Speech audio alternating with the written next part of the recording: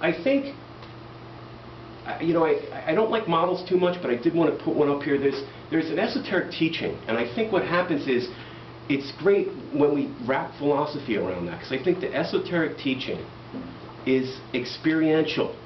It's not necessarily something that you're just going to be able to communicate by writing things down. It is something, however, that maybe you do read some stuff, and then you share it with your friends, and then you're contemplating on it at some point, and then there's a spark of insight. I think that's where esoteric teaching comes from. I don't think somebody gives it to you. I think it's a self-cultivation process. It's something that you get on your own. But in a sense, you wrap religious doctrine around that. And the reason I put that on there is somebody once told me this great analogy of a lamp. And they were referring to Sufism and Islam. And they were saying that, you know, Sufism's, you know, like the flame, you know? But that flame will just blow out without Islam, which is the lamp that you put over the flame to protect it. So I think the issue that I have, or what I'd like to convey with this, is that I think that philosophy is really important for us, because I do think that there is a spark. There is a spark that we can pass to one another. There is a light. There's something good that we can give to one another. Maybe that natural goodness that Mencius was referring to. But how do you pass it? You don't have a flame just kind of, you know, dangling in space. It needs a wick and some oil. You know, so philosophy or teachings, religious teachings, I think, are that. The problem is sometimes they have to get wrapped with doctrine to be able to protect them, or to be able to get people to practice in a certain way that maybe will actually get that esoteric insight. But anyway, I just wanted to you know, convey this, because I think what happens is certain times in religion, and the thing that Daniel Dennett was talking about the danger of religion, is sometimes I think people get too hung up on the lamp. You know, they think this is really important, but without the flame and everything else, this doesn't really matter. And I think what happens is that lamp becomes real dark then, and it actually doesn't let any real light through. Maybe some heat, but not a lot of light. So anyway, so the reason I bring that up, and you know, I just wanted to get into this. This comes from a book called The Fifth Discipline by Peter Senge, and it's called The Ladder of Inference. And so the interesting part here is that we observe data. We select data from what we observe. We add meanings to that data based on culture and personal ideas. We make assumptions based on those meanings. We draw conclusions, and we adopt beliefs on the world, and then we act based on those beliefs. This has been used very extensively in the business world for organizational learning. So, like, for example, so that, you know, a marketing group can understand an engineering group. I think the thing is, when you're all arguing in action space up here, you don't really understand how people come to the conclusions that they do, so you don't come together for a good solution.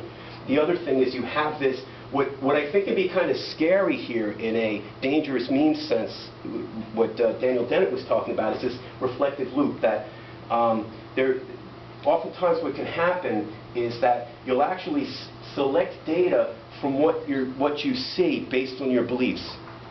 So, for example, if you believe something's unimportant, you're just not going to look at it. You're just not even going to see it's there. This reminds me of a quote by Wittgenstein, I think, which was, a man can be trapped in a room with an unlocked door if the door opens in, but he never thinks to pull the door. He just thinks to push it. Mm. You know, so if your belief system tells you no, or maybe take it the other way around, that the door opens in, right? So if your belief system says, well, no, you're going out the door, all doors open out, then you're never going to think to pull that door, and you're going to be trapped in this room. And I think, so what can happen to us is that through this reflective loop and data selection, that if we get too hung up in the external trappings of systems, we lose ever getting into contact with the core essence. So, so concluding remarks is I really want to hear more from you guys. But so the question I have is, can the link between Lao Tzu and the Tao of Lao Tzu and the Dharma of Buddha be caused by memetics? Yes, there are other ways you can look at this that are more spiritual in nature. I do tend to, have that view, but at the same time, you don't necessarily need to take a spiritual view on this. That it could be just a memetic process, a cultural process by which these things spread. So if that is the case, then can memetics be used to create an integrated system for the future? Something where we take some of the good. We don't throw out the baby with the bathwater. We take some of the good that come out of those systems, and we come together instead of being so separate. And the reason I bring that up is I'm really into sustainability. I actually left the career that I had,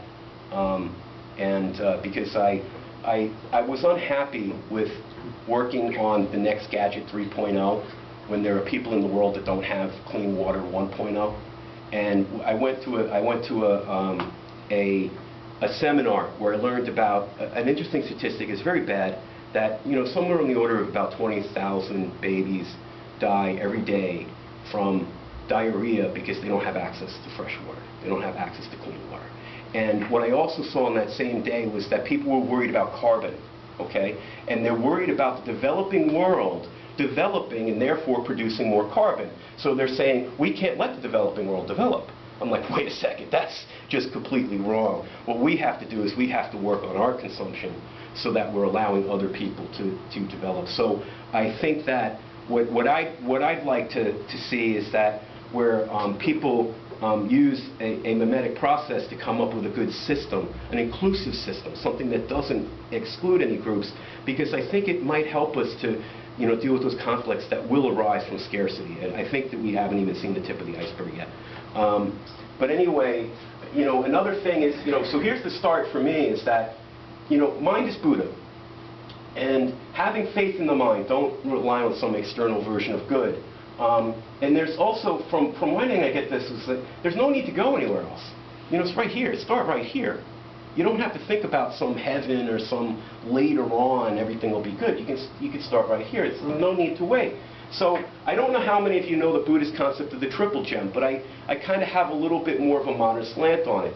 The triple gem is Buddha, right, the Buddha, Dharma, which is the teachings of the Buddha, and the Sangha, which is the group. And most people, when I think of Sangha, I think of a bunch of guys with matching robes and real short haircuts, But in my thinking, I think that, well, no, Buddha's mind. Nothing more than that. I think we can just go to this. You'll still see it. And Dharma's ideas. So these could be the ideas of some of these older guys that have wrote books and things like that I might read and share with other people. But the Sangha is sharing with your friends. So where I think this relates a little bit to Christianity is I think that the real message of the Last Supper, for example, had absolutely nothing to do with the body of Christ in the sense of this bread being the body of Christ. I think it was really more symbolic in the sense of, this is my message. Take this message and absorb it and share it with your friends.